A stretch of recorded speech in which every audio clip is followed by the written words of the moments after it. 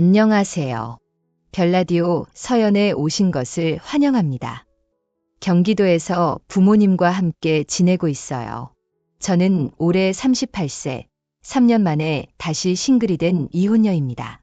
지금은 아버지의 일을 도우며 망가진 가족과 제 삶을 재건하는 데 집중하고 있답니다.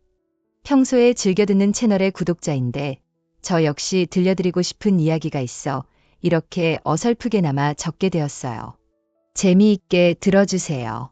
지금은 이혼했지만 3년 전 저는 평범한 남자를 만나 연애를 하고 결혼에 성공하게 되었습니다. 우리 아버지는 젊어서부터 막노동을 시작해 자수성가하신 분이에요. 몇 년 전까지만 해도 꽤 큰 건설회사를 운영하시며 잘 나가셨죠.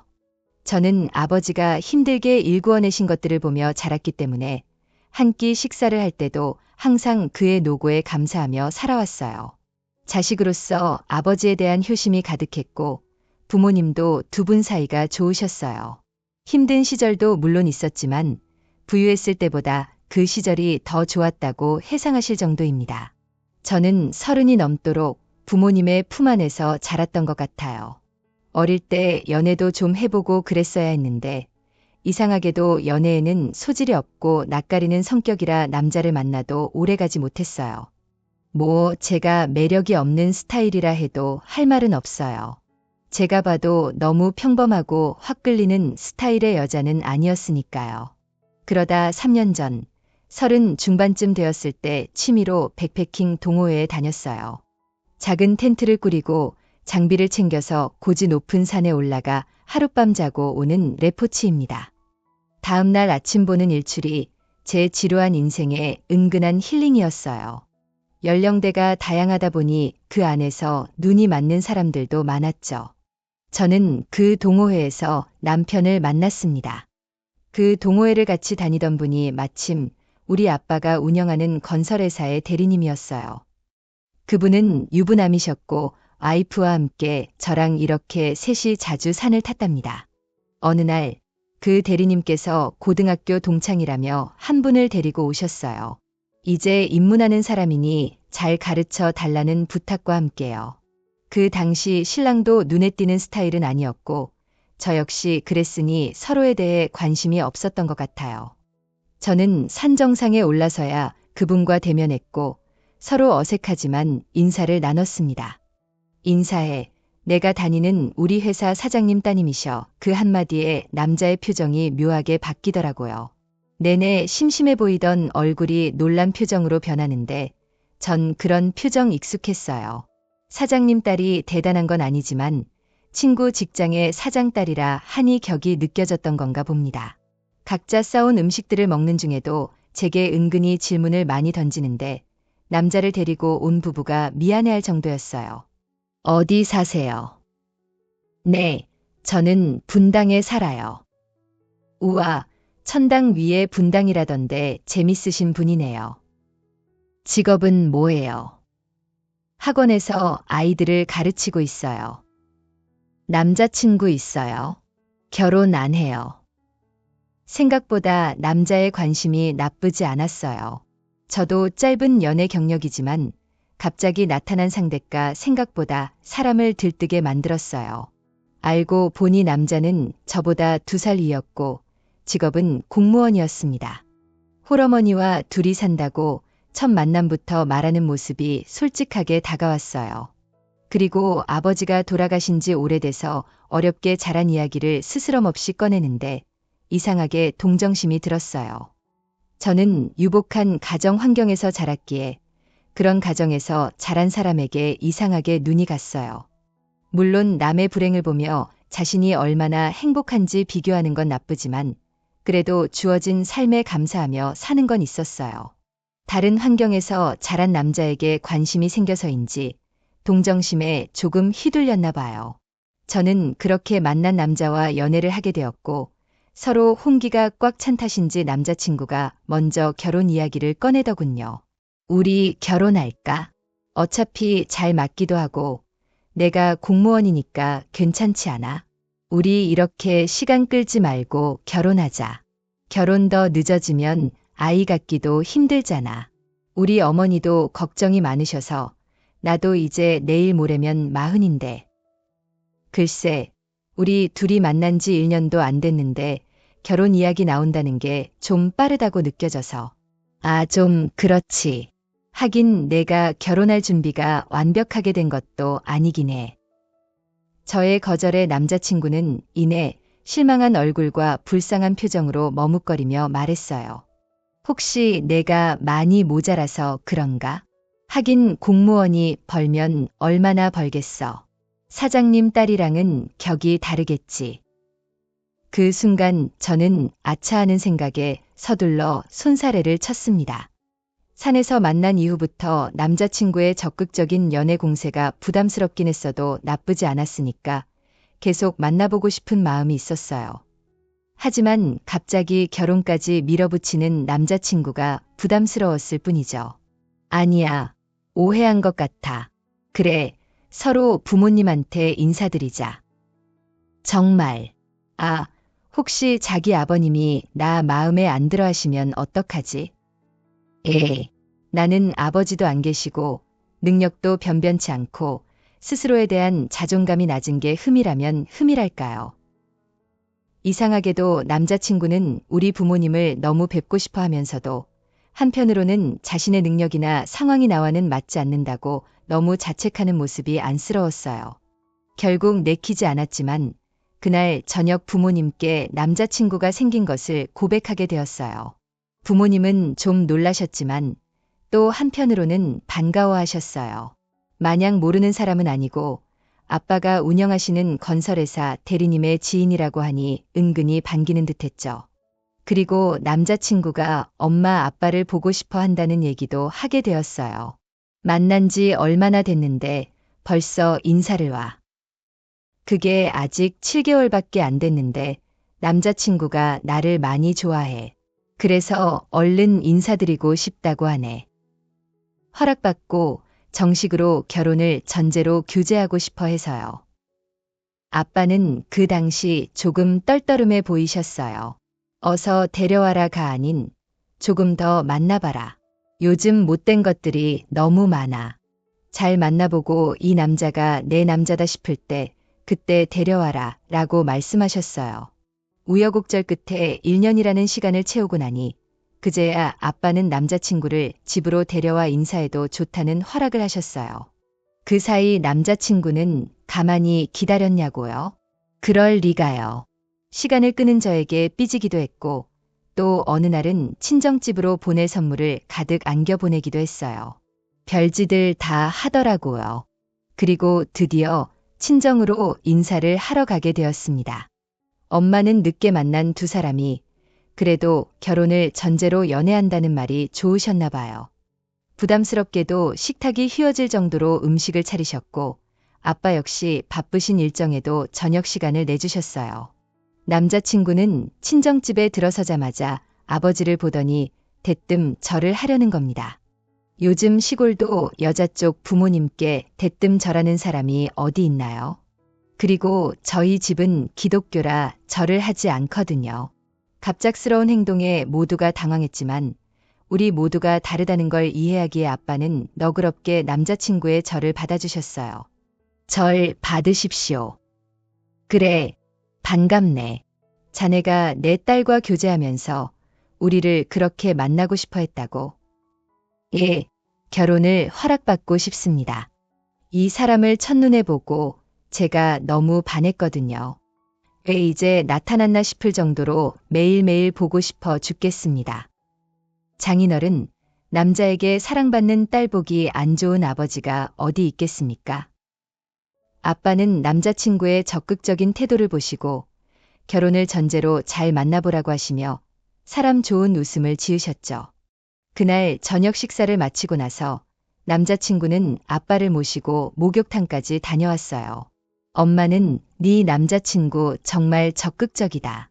우리 딸짝이 어디서 이렇게 뚝 떨어졌대. 라며 놀라셨고 저는 아무래도 둘 다 결혼할 시기가 꽉 찼잖아요. 다급하기도 하고 얼른 가족을 꾸리고 싶은가 봐요.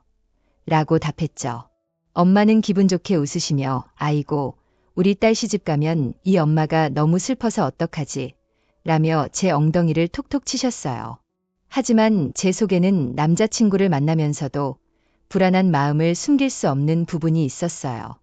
그건 바로 부모님께 당시 말씀드리지 못한, 지금도 후회하는 사실이었죠.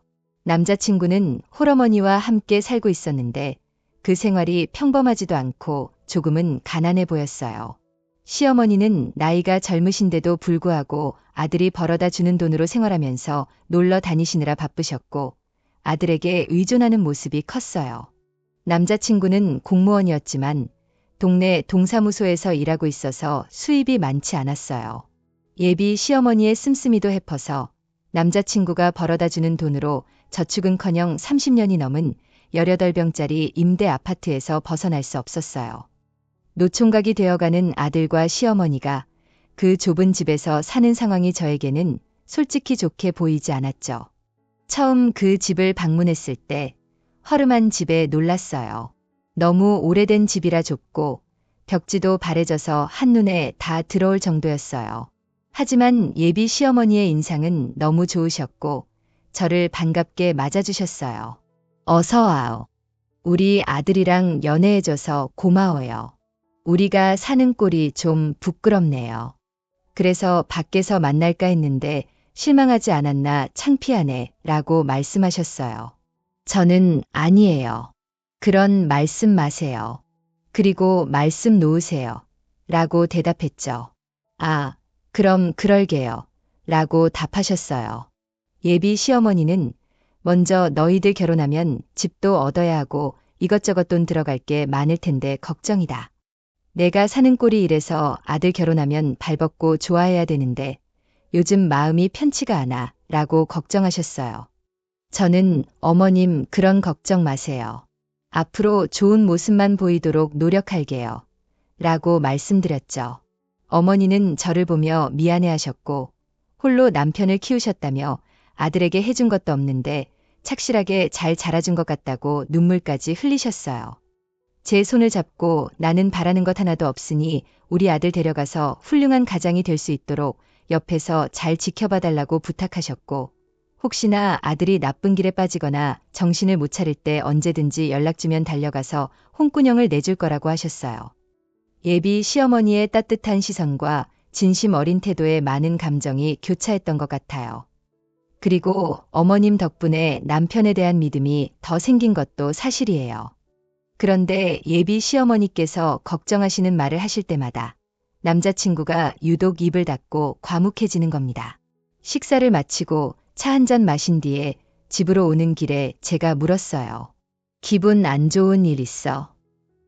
아니, 그게 아니라 사실은 어머니 말씀이 틀린 것도 아니라서 말이야.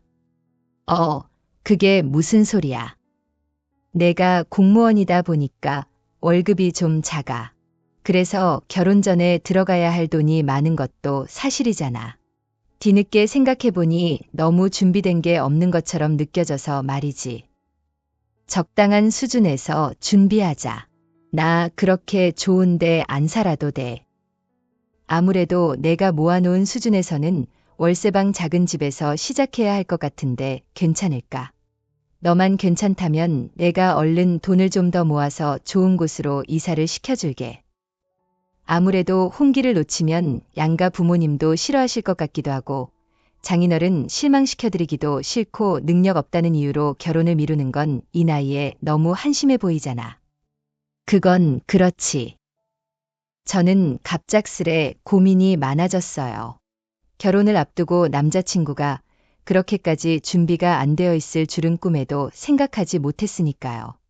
하지만 남자친구는 저만 좋다며 졸졸 쫓아다니고 제가 운영하는 학원 앞까지 찾아와 퇴근은 기본이고 매일 아침 출근도 시켜줄 정도로 지극정성이었어요. 처음에는 학원에서 아이들을 가르친다고 말했지만 나중에 학원을 운영하는 걸 알고 나서는 종종 와서 학원 차량도 운행해주고 제가 해야 할 청소도 대신해주고 굉장히 헌신적이었어요. 저는 그런 남자친구의 모습에 결혼을 결심하게 됐습니다. 일단 예단 예물 이런 건 둘째 치고 신혼집을 남자 쪽에서 준비해야 하는데 말 그대로 월세방에서 시작하려니 저희 부모님 보기에 너무 민망하기도 하고 어떻게 둘러대야 할지 고민이 됐습니다. 그렇다고 무리해서 결혼을 시작하자니 저 역시 학원 운영에 들어가는 돈이 많아 무턱대고 결혼 자금을 보태자니 부담스러웠어요. 프로포즈도 받고 서로 결혼에 대한 이야기를 집안끼리 오가고 난 뒤에 구체적으로 계획을 잡으려니 갑자기 막다른 골목에 닿은 기분이 들었어요. 평소처럼 친정집에서 저녁 식사를 하는데 제 표정이 안 좋았는지 아빠가 물으셨어요. 우리 딸 무슨 고민이니? 네, 아니요. 고민 없어요. 남자친구랑은 잘 지내지? 결혼한다고 서로 허락해 달라고 인사 올 때가 엊그제 같은데 시간 참 빠르네. 그 집엔 인사는 다녀왔니? 네, 예비 시어머니께 인사도 잘 드렸고요. 딱히 반대하시거나 그런 건 없으셨어요. 그런데 저는 아무래도 숨길 수 없는 일인 것만 같아 결혼하고 나서 월세방에 사는 우리를 들키기보다는 먼저 말하는 게 낫다고 생각해 조심스럽게 입을 열었습니다. 아빠, 사실은요. 남자친구가 아직 결혼할 때 드려야 할 자금 사정이 완벽하지가 않아서 저희 월세방부터 먼저 시작해야 할 것 같아요. 물론 결혼해서 맞벌이는 꼭 할 거고 조금씩 잘 살아가는 모습 보여드릴게요. 공무원이라 그런지 월급이 그렇게 많지 않아서요. 뭐 그게 말이 되니? 웬 월세방이야 말도 안 돼 너희들 신혼이야. 그 이야기를 듣던 엄마가 너무 놀라서 식사를 하시다 말고 소리치셨어요. 하지만 제 이야기를 들으신 아빠는 조금 다른 생각이 있으셨는지 갑자기 생각을 정리하시고는 하하하고 웃으시더라고요. 우리 딸 그게 문제였어. 그래서 며칠 볼이 그렇게 쑥 들어갔던 거니 그런 거라면 걱정 마라. 너희들 사정이 그렇다는데 이 아빠가 그거 하나 못 도와주겠어. 그래 네 말대로 공무원이 벌면 얼마나 벌겠어. 아무래도 홀어머니 모시고 사는 녀석이 그동안 사정이 있었겠지. 이 아빠가 도와주마. 네 아니에요. 아빠 전 그래도 저희 선에서 되는 대로 출발하는 게 맞는 것 같아요. 너 나한테 하나밖에 없는 딸이야. 이 아빠 말 들어라. 아빠가 다 알아서 해줄게. 녀석 나는 또 무슨 고민인가 했네. 하하. 이렇게 아빠는 또다시 호탕하게 웃으시며 별일 아니라는 듯 제 고민을 넘기셨어요. 그리고 얼마 뒤 아빠는 제가 일하는 학원으로 찾아오셔서 종이 한 장을 쓱 내미시더군요. 이 종이 한 장이 훗날 제게 엄청 큰 보험이자 벼랑 끝에서 매달리게 된 제게 동아줄이 되고야 맙니다. 말 그대로 제 분신 같은 종이었어요. 여기에 서명하면 된다. 아빠는 제게 작은 서류 한 장을 내미셨고 전에 흔쾌히 사인을 했죠. 그 안의 내용은 아마 나중에 깜짝 놀라지 않으실까 싶네요. 어쨌든 제가 사인을 다 하고 난 뒤 아빠는 이어서 말씀하셨어요. 한두 푼이 아니라 걱정이 많았지. 딸 이 아빠가 나중에 증여세까지도 문제없도록 다 처리하려고 한다. 법을 위반하는 짓은 하면 안 되지. 있는 사람들이 더 그러면 못 쓴단다. 그런데 나도 이렇게 도와주는 대신 조건이 하나 있어. 너도 잘 사는 거 꼭 보여줘라. 손주 손녀 여러 낳고 그때는 아빠가 더 많은 걸 지원해 줄 테니 넌 돈 걱정은 하지 말고 결혼해서 행복하게만 살아줘. 아참 그리고 아직은 결혼 전이니까 집은 네 명의로 하는 게 좋겠다. 네 아빠 정말 감사해요. 그리고 죄송합니다. 그런 말 하지 말라고 했지. 아빠가 아파트를 구입하는데 당시 필요했던 돈이 9억. 결국 아빠 때문에 집을 장만하게 됐죠. 그 당시 아빠는 재력이 좀 있으셨고 현금도 은근 모아두신 게 많아서 집을 현금으로 구매하는 것에 별 무리가 없으셨어요. 저희는 그렇게 의도치 않게 친정 아버지의 도움으로 신혼집도 좋은 곳으로 들어가게 됐습니다. 아빠도 남편을 무척 마음에 들어 하셨어요. 그때만큼은 정말 싹싹하게 부모님한테 잘했고 제게도 잘했거든요. 그리고 워낙 사교성이 좋아 내성적인 우리 집안에 활력을 주는 그런 존재여서 특히 엄마가 더 좋아하실 정도였죠. 일이 한 방에 해결되자 신랑의 안색이 전보다 더 화사해지더군요. 저희는 그렇게 우여곡절 끝으로 결혼식까지 무사히 치렀습니다. 그런데 결혼식 끝나자마자 시어머니의 이상한 행동이 시작되는 겁니다. 당신 친구들한테 들어온 축의금까지 다 가져가셨다고 어네가 그러라고 했어. 어차피 장인어르신 쪽에서 들어온 돈 많잖아. 우리랑 비교도 안 될 텐데. 그래. 아니, 그래도 결혼식만큼은 우리가 받은 축의금에서 해결하려고 했지. 여보한테 들어온 걸로만 해도 예식장 비용이랑 음식값 다 충당되지 않아 나한테 말은 해줄 수 있었잖아. 동의는 구했어야지. 우리 엄마가 얼마나 힘들게 사는데 안 그래도 나 이제 장가가면 엄마 생활비 줄 사람이 없어요. 넌 그렇게 짜게 굴고 싶냐? 맞는 말이긴 했어도 결혼식 입장한 순간 제 남편이잖아요. 제 남편의 돈을 제게 상의도 없이 가져가셨다는 시어머니의 행동이 이해되지 않더군요. 저는 정신없는 와중에 기분이 은근 상하긴 했어도 좋은 날 얼굴 구길 수 없어 좋게 넘어갔습니다.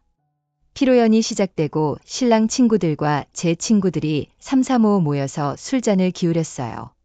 원래 요즘 피로연은 안 하는데 저희는 싱글 친구들이 꽤 많아서 하는 것도 좋다고 생각했거든요.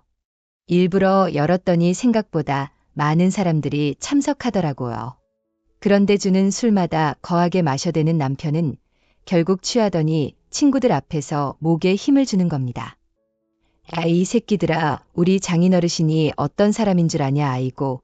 그래 부럽다 부러워. 나 11억짜리 아파트 사는 놈이야. 여기서 나보다 비싼 아파트 사는 새끼 있냐. 저는 그 순간 놀라서 딱딱하게 굳은 얼굴로 남편을 바라볼 수밖에 없었습니다. 여기서 나올 대목이나 주제가 아니잖아요. 누가 봐도 유치하기 짝이 없는 독백이나 다름없다는 생각이 들더군요. 이 결혼식장에 참석한 대부분이 저희 아버지가 어느 건설회사를 운영하는지 모르고 참석했을까요? 그런데 굳이 왜 저런 말을 하는지 도통 이해가 가질 않더군요.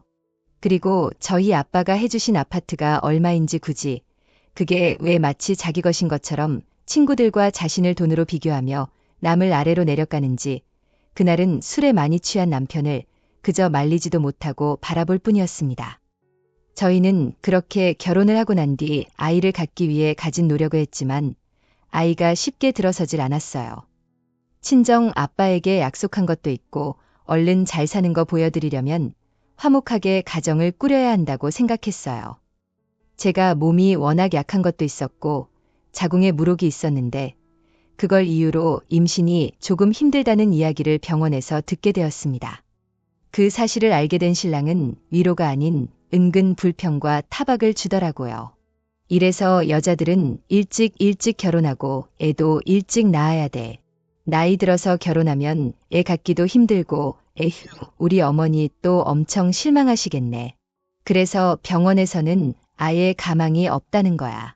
말이 너무 심하다. 내 건강상 아이 갖기가 힘들다는 건데 그게 다 내 잘못도 아니잖아. 피곤해.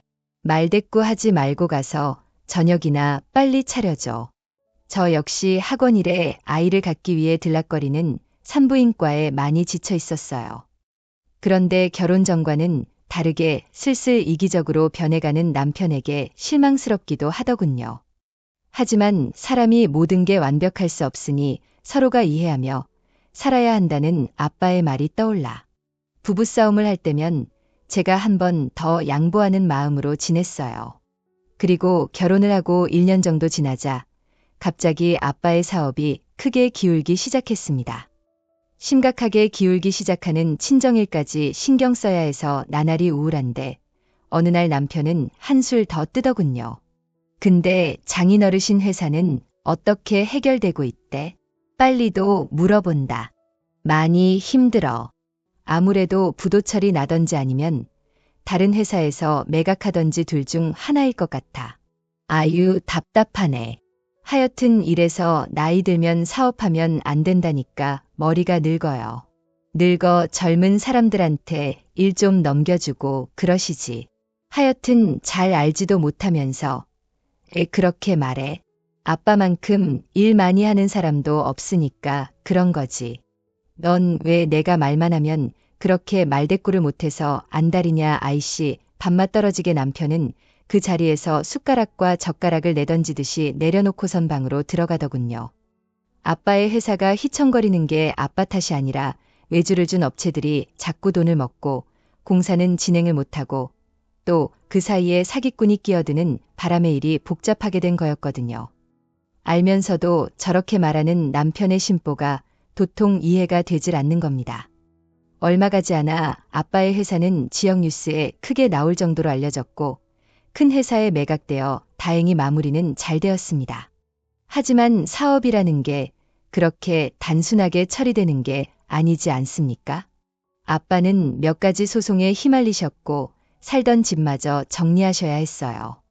좋은 집은 아니었지만 어릴 적부터 아빠가 직접 지으신 주택이라 정리할 때도 많이 아쉬워하셨거든요. 저희 부모님, 그리고 저는 너무 속상했어요. 그리고 소송 때문에 법원 근처에 가실 일이 많아서 그쪽 근처에 30만 원짜리 월세집을 얻으셨어요. 차라리 일이 다 마무리될 때까지 그 근처에서 지내시는 게 일 처리하기 몸이 편할 것 같다고 하시더군요. 전 친정을 위해 걱정하고 들여다보기를 원했던 것과는 달리 신랑은 아빠가 결국 살던 집까지 처분하고 월세방으로 이사가는 날에도 들여다보지도 않더군요. 너무 서운하고 실망스러웠습니다. 얼마 후 아빠의 생일이 다가왔어요. 제가 이혼을 해야겠다고 마음먹게 된 결정적인 사건이 터지게 된 날이었습니다. 매년 거창하게 먹지 않아서 우리는 평소와 다름없이 부모님이 이사하신 월세집으로 가서 저녁 식사를 하기로 했습니다. 그런데 아무리 늦어도 저녁 8시면 들어오는 신랑이 그날따라 문자 답장도 늦고 기가를 안 한 거예요. 전화를 걸자 뒤늦게 받은 신랑이 하는 말이 늦어. 이렇게 전화를 해대. 바빠 죽겠는데 이렇게 말하며 짜증을 내길래 저는 괜히 아빠 생일에 너무 호들갑 떠는 것 같아 좋게 설명하기로 마음먹었어요.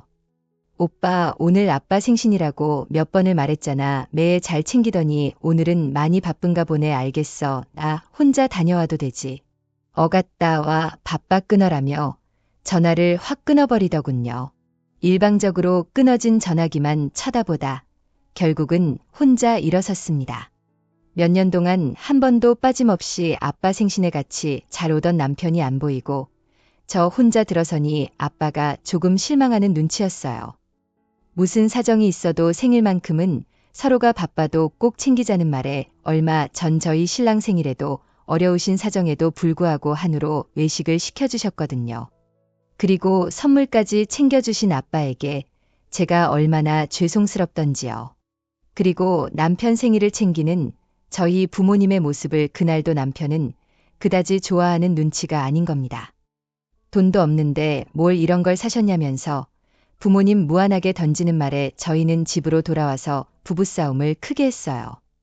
친정 아빠가 재력이 있을 때는 그렇게도 잘하더니 이제 사업이 휘청거리는 모습이 보이자 아빠를 무시하는 언행과 월세방으로 이사했을 때는 아예 들여다보지도 않는 모습에 말이죠.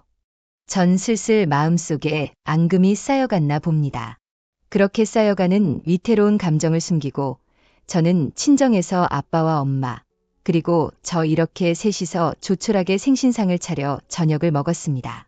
시시콜콜 아빠에게 말하기도 싫어 부부 사이에 있었던 일은 전혀 말하지 않았어요. 겸사겸사 아빠가 소화도 시킬 겸 집에 데려다 주신다길래 아빠 차를 타고 집으로 돌아왔습니다. 아빠 저희 집에 들어가셔서 커피랑 과일이라도 좀 드시고 가는 게 어떠세요? 그럴까. 우리 사위는 오늘 많이 늦는 거니 모르겠어요. 얼마나 늦을지 올라가요.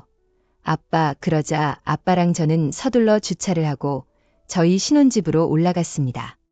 엘리베이터에 타서도 사실 예상도 못했는데 현관문을 열자 이상하게 느껴지는 집안 온기에 저도 모르게 얼굴이 어리둥절해지더군요. 그리고 어디선가 고기를 굽는 냄새가 슬슬 나는 겁니다. 아빠랑 저는 황당한 표정으로 서로 눈을 마주치다가 현관에서 신발을 벗고 집 안으로 들어가 보니 글쎄 시어머니가 오셔서 언제부터인지 신랑이랑 고기를 구워 드시고 계신 겁니다. 전 순간 기분이 너무 나빠서 시어머니에게 인사하는 것도 까먹었어요. 대뜸 지금 뭐해라고 말하니 남편이 친정 아빠랑 들어서는 저를 보며 떨떠름한 얼굴로 일어서는 겁니다. 아, 왔어. 장인어르신도 모시고 왔네. 시간이 늦었는데. 이 늦은 시간 본인 어머니는 모시고 삼겹살도 구워 먹으면서 10시도 안 된 시간에 지 장인어른이 들어오는 건 눈치를 주는 겁니다. 사돈 어르신도 계셨군요. 안녕하십니까? 장인어르신이 여기까지 웬일이세요? 시어머니는 젓가락만 물고 아들이랑 똑같은 표정만 지은 채 인사를 하는 둥 마는 둥 하는데 전 도무지 그 상황이 이해가 가질 않는 거예요. 우리 아빠 생일이라서 같이 저녁 먹으러 가자니까 어머니 모시고 식사한 거야. 지금 왜 문제 있어? 참 기가 막히더군요. 남편의 이런 행동들에 서운함을 넘어서 저는 괘씸하게 느껴지기 시작했습니다. 아빠는 분위기가 삭막해지는 걸 원하지 않으셨는지 저희 두 사람을 말리면서 이만 돌아가겠다고 말하시는 겁니다. 마중에 데리고 온다는 말과 함께 다시 1층으로 내려갔어요. 나 아빠 마중하고 올 테니까 다 먹었으면 깨끗하게 치워놔. 뒤돌아 현관에서 신발을 구겨시는 아빠의 뒷모습을 보는데 눈물이 갑자기 차오르는 거예요. 아무 말도 안 나오더군요. 아빠는 제 마음을 아셨는지 어깨만 토닥이면서 둘이 싸우지 말고 잘 지내라는 말만 하시는데 어찌나 마음이 속상한지 말로 표현이 안 되네요. 지금까지도요. 그리고 주차장에서 아빠가 운전석에 다시 올라타시는 것까지 보고 있는데 갑자기 뒤에서 누군가 제 어깨를 휙 돌리는 겁니다.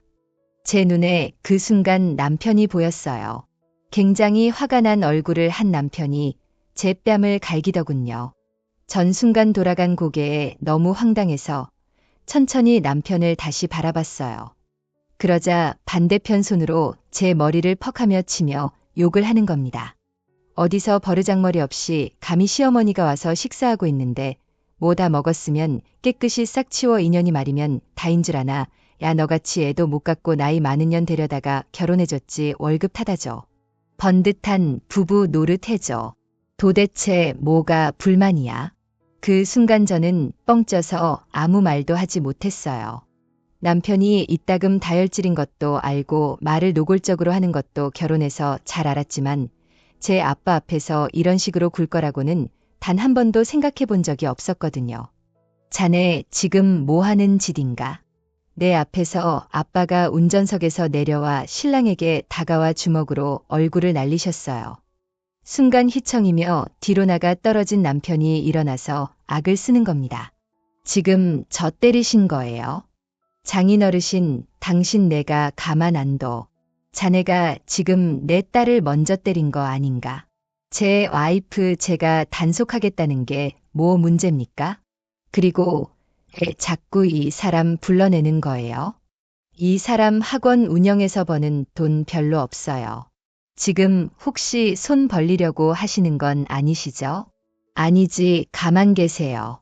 제가 맞은 거 맞은 거니까 일단 이건 경찰 불러야겠어요. 너 지금 뭐 하는 거야? 오늘 아빠 생신이라고 저는 악을 쓰고 소리를 질러도 남편은 미친 놈처럼 자기 말만 할 뿐 정말 쇼를 하고 있네. 이 소리밖에 안 나오더라고요. 결국 밤늦게 출동한 경찰들이 상황을 정리하고 온 동네 사람들이 나와서 구경을 하고요. 다시는 기억하기 싫은 날이었어요. 더 나아가 저희 남편 말도 안 되는 거짓말까지 덧붙여서 장인어른에게 접근 금지 신청까지 했더군요. 미쳤어. 대체 어떡하려고. 그래, 나 이렇게는 못 살아. 난 이혼할 생각 없고 나갈 거면 혼자 꺼져 듣는 둥 마는 둥 발가락이나 주물거리며 TV를 보고 있는 남편을 두고 전 짐을 싸서 그대로 친정으로 향했습니다. 부모님이 사시는 월세방 커봤자 얼마나 크겠어요.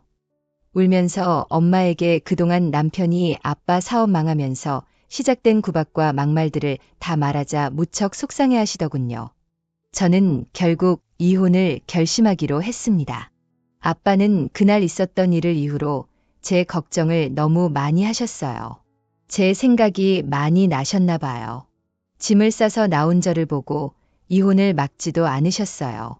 나 그런 개차반 같은 새끼랑 사느니 차라리 엄마 아빠랑 늙어 죽을래 엉엉 울며 지난날에 대한 한탄을 하는데 아빠가 어디선가 서류 하나를 꺼내오셨습니다. 거대는 어떤 변호사 사무실 주소와 번호가 적혀 있었어요. 봉투 겉면을 보는데 언젠가 아빠가 결혼 전에 집을 사면서 도움 주실 때 내미셨던 종이었어요. 저는 눈물을 손등으로 훔치고 그 내용을 자세히 살펴봤어요. 9억이라는 돈을 그 당시 해주실 때 증여세 문제로 받아두신 서류였던 거죠. 그리고 아빠는 제게 잘 사는 모습을 꼭 보여달라며 인자한 웃음으로 저를 응원해주신 날이기도 했습니다. 사람 됨됨이 좀 보고 이후에 너희가 잘 사는 걸 내 눈으로 보면 그때 꼭 해결해 주려고 했는데 이걸 이렇게 사용하게 될 줄은 몰랐다.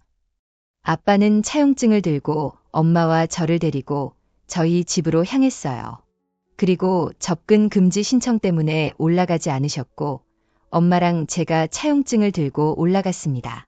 집으로 들어가니 볼만하더라고요. TV에서 방영하는 막장 불륜 드라마 틀어놓고 낄낄거리며 치킨에 맥주에 굴러다니는 소주병에 장모가 들어왔는데도 흘깃거리면서 쳐다볼 뿐이었습니다. 저희를 소닥보는 남편의 행동에 화가 치밀어 정말 죽이고 싶은 마음이 굴뚝 같았지만 꾹 참고 손에 있던 차용증을 빼앗아 모로 누워있는 남편 얼굴에 들이밀었어요. 아이씨 TV 안 보여. 짜증나게 제대로 보는 게 좋을 텐데 이게 뭔데? 종이를 확 빼앗아간 신랑이 자세를 고쳐 앉고 안의 내용을 한동안 빤히 보더니 자리에서 벌떡 일어나 저를 죽일 기세로 보는 겁니다. 그 순간 엄마는 경찰에 신고할 준비를 하신다고 휴대전화를 꺼내셨어요. 너 이게 무슨 개수작이야? 어디서 내가 이런 거에 속을 줄 알아? 차용증이라니 말이 되냐? 네가 결혼하면서 해온 집안이야. 네가 능력 안 돼서 내가 해결했다고 생각은 안 해. 그리고 기억 안 나. 이 집 내 거야. 잊었나 봐. 결혼하면 재산이 다 반으로 갈라지는 건 줄 아나 본데 빚도 절반이야. 이 개 같은 년이 너 어디서 갑자기 이런 걸 만들어 왔냐.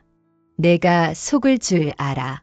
거기 공직 날짜 안 보여. 눈깔 뒀다가 어디에 쓸래? 뭐 이게 진짜.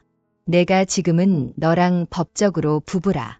오늘은 우리 엄마 아빠 집에 가서 잘 거지만 조만간 짐 싸서 나가 내 집에서 당장 꺼져. 저는 그 순간 남편 손에 들려있던 차용증을 확 빼앗아 접어서 주머니에 넣었습니다. 그러자 남편이 격하게 제 몸을 바닥으로 밀치더군요. 친정 엄마가 그 모습을 두 눈으로 보게 하는 건 제 속도 말이 아니었습니다. 결국 재빠르게 엄마가 경찰에 신고해 주셔서 큰 사고는 모면할 수 있었어요. 2번의 가정폭력이면 이혼 사유가 충분했어요. 저는 이혼을 결심했을 때 변호사와 이미 상담도 다 끝낸 상황이었습니다. 남편에게 기책 사유가 너무 많았고 위자료도 줄 필요가 없다고 하더군요. 경찰들이 와서 상황을 제지하자 남편도 어쩔 수 없는지 제게 더 이상은 달라붙지 못했습니다. 저는 멍하니 넋이 나가 있는 남편을 두고 친정 부모님과 함께 댁으로 돌아왔어요. 엄마는 몸이 바닥으로 나뒹굴러진 제 몸을 살펴보시느라 여념이 없으셨고 아빠는 분노에 치를 떠셨습니다. 차용증을 잃고 자리에서 일어나 새하얗게 질린 얼굴이 떠오르네요. 그놈 종종 친구들과 통화할 때도 집값이 몇천 올랐다며 애국가 외우듯이 말하는 놈이었거든요.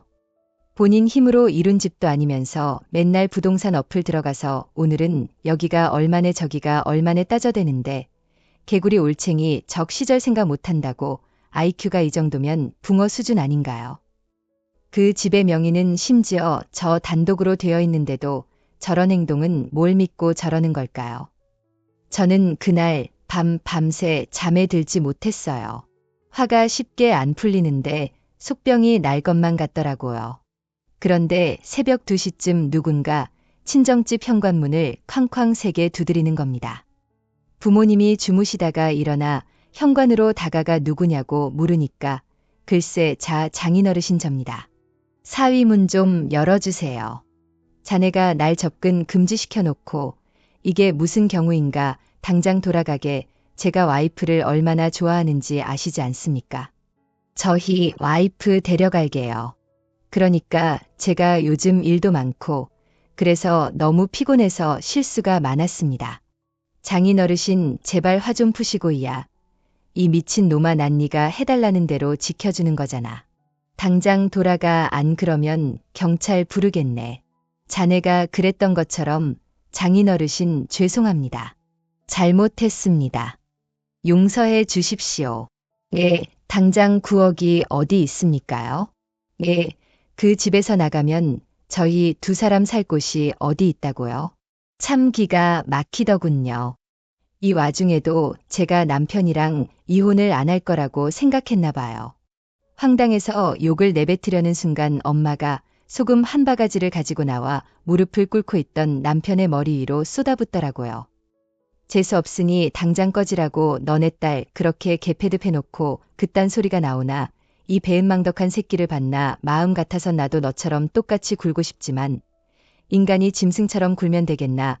당장 꺼져. 남편은 신고받은 경찰이 출동해 결국 집으로 들어오지도 못하고 돌아가야 했습니다.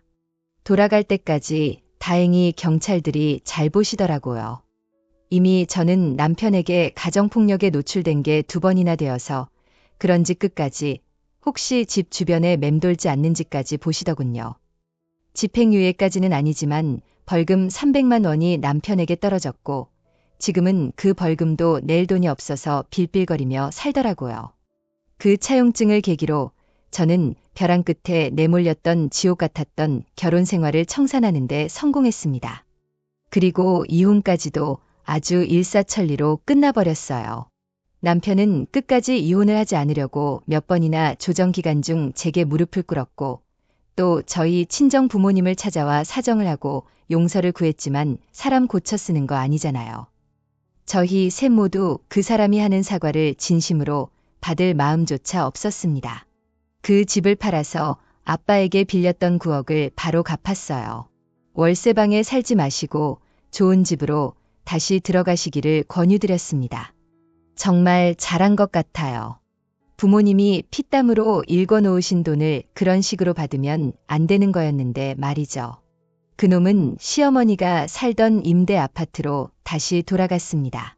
집 대출 낀 거 해결하고 남은 돈 얼마 되지도 않아서 쥐어진 게 없거든요. 시어머니는 그날 이후로 얼굴을 보이지 않더군요. 기생충처럼 저 없을 때마다 신혼집에 들어와 몰래 식료품도 빼가고 친구분들 데리고 와서 술판 벌였던 적도 있거든요. 알면서도 모른 척했던 게 지금 생각해보니 후회되네요. 선악의 행위에는 반드시 그 대가가 있다는 걸 본인이 직접 행동하고 겪었으면서도 그런 행동을 했을까요? 저희 친정아빠가 저만 생각해서 9억을 해준 게 아니라 본인이 어른들께도 잘하는 모습에 신용이 생겨 신혼집을 구할 때도 석환이 도와주신 건데 말이죠. 아빠가 운영하시던 건설회사에 대리인과 인연이 있다고 앞서 말씀드렸죠. 그분께 종종 남편의 소식을 듣는데요. 세상에 공무원 신분을 망각하고 땅 투기를 했다네요. 아마 그것도 집꼬리도 안 되는 월급 갖다 주면서 뒤로 빼돌린 돈 모아서 한 겁니다. 그 투기가 딱 걸려서 지금 모가지 댕강 날아가게 생겼다고 들었는데 얼마나 제 속이 개운하던지 저는 이제 사람을 대할 때 너무 과도하게 호감을 보이는 사람에게는 조금 경계를 갖게 되는 습관이 생겼어요. 의심하는 벌은 나쁘지만 그래도 한번 이렇게 크게 이혼을 겪어보니 그렇게 되네요. 지금은 친정 부모님과 저 이렇게 셋이서 전망 좋은 신도시 아파트에 들어와 잘 지내고 있습니다. 아빠는 법적으로 걸렸던 소송을 깔끔하게 잘 마무리하셨고 주변 인맥이 좋아서 그런지 종종 같이 다시 사업을 하자고 들이대는 분들이 많으시네요. 곧 다시 불끈하시며 일어나실 거라고 믿어요. 요즘은 정말이지 좋은 예감은 들어요. 저는 이제 곧 다시 직장으로 출근해 즐겁게 일해 정신을 쏟아부으려고 합니다. 저녁에는 부모님 모시고 맛있는 저녁도 먹을까 해요. 여러분들도 오늘 즐거운 하루 보내세요. 제 긴 이야기 들어주셔서 감사합니다.